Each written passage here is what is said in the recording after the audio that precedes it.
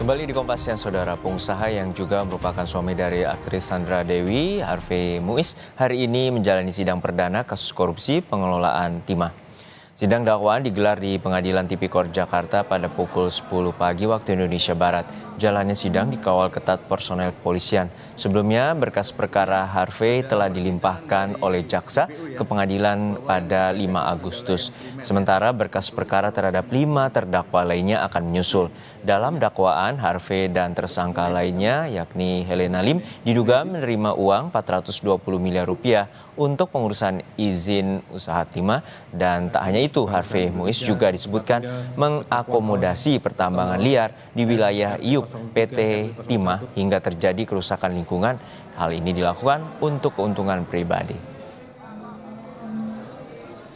Total ada 22 tersangka dalam kasus korupsi timah yang menyeret nama Harvey Muiz. Nama Harvey sebelumnya disebut dalam dakwaan Kadis ESDM Provinsi Bangka Belitung, Suranto Wibowo. Jaksa menyebut Harvey diduga melakukan korupsi dalam pengelolaan tata niaga komoditas timah tahun 2015 hingga 2022. Harvey juga diduga menerima aliran dana senilai 420 miliar rupiah dan membuat negara dirugikan hingga 300 triliun rupiah.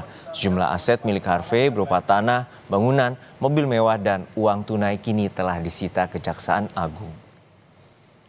Lebih lengkap terkait jalannya sidang dakwaan Harvey Muiz, kita tanyakan langsung pada jurnalis Kompas TV, Fedriska Ananda di Pengadilan Tipikor Jakarta. Fedriska, sidang dakwaan telah dibacakan atau tengah dibacakan, lalu seperti apa poin-poin dakwaan yang telah dibacakan oleh pihak jaksa penuntut umum?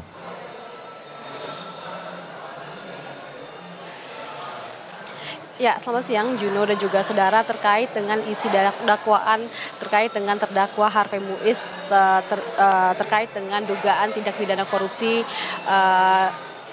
terkait dengan perizinan tambang begitu ya di Sumatera ini harus kita runut begitu terkait dengan ketika awal mula Kejaksaan Agung ini mengungkap 5 orang tersangka yang juga diungkap begitu terkait dengan dugaan tindak pidana tata kelola komoditas timah begitu ya, di mana kemudian dari kelima tersangka yang diungkapkan oleh Kejaksaan Agung ini kemudian muncullah nama Harvey Muiz yang diduga ini melakukan lobby-lobby begitu dengan salah seorang dari kelima tersangka dengan inisial R begitu, di mana kalau misalkan kita mengikuti bagaimana kemudian persidangan ini dan kemudian bagaimana kemudian Harvey Muiz ini melakukan pemeriksaan di Kejaksaan, di mana diketahui Harvey Muiz ini melakukan lobby-lobby terkait dengan perizinan tambang ilegal di dalam kawasan PT Timah yang berada di Sumatera, sehingga memang dalam kegiatan ini Harvey Muiz kemudian mendapatkan keuntungan pribadi begitu ya, yang kemudian saat ini juga harta ataupun aset dari Harvey Muiz ini sudah disita oleh Kejaksaan, di mana kalau misalnya kita juga mengikuti ketika pemeriksaan yang dilaksanakan oleh Kejaksaan ini,